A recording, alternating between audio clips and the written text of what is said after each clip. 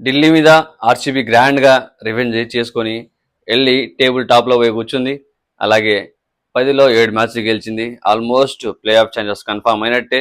ఇంకా కొన్ని మ్యాచ్లు మిగిలి ఉన్నాయి, మిగతా టీంలు కూడా ఆడాలి కాబట్టి. అండ్ మన జీటీకి ఇంకా 8 మ్యాచ్లు అయిపోయినాయి, ఇంకా 2 ఉన్నాయి. అక్కడ 2 ఆడితే దాని కథ తెలుస్తుంది, అది పైకి వస్తుందా కిందికి వెళ్తుందా ఓడిపోయి అని చెప్పేసి. అండ్ మిగతా అయితే ఆరెంజ్ క్యాప్ విరాట్ కోహ్లీకి వచ్చేసింది. అండ్ పర్పుల్ క్యాప్ మన హజల్వుడ్కి వచ్చేసింది అనమాట.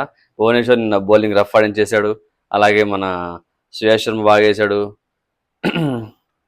బౌలింగ్ బ్యాటింగ్ మన ఇషర్ దెంగ్ అయిపోయారు. కృణాల్ పాండ్యా చింపి పడేశాడబ్బా.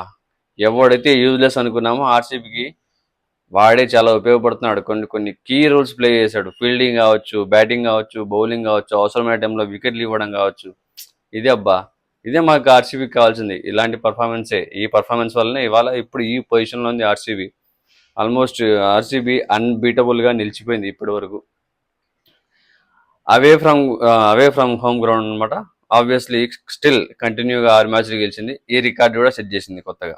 ఇదనమాట ఆర్సీబీ మ్యాచ్ ఒక రిజల్ట్ అండ్ హైలైట్స్. సో ఇంకా మొత్తం దీని మీద ఒక వీడియో చేశాను, ఆ వీడియోలో చూడండి అనమాట నా ఇంకో ఛానల్లో.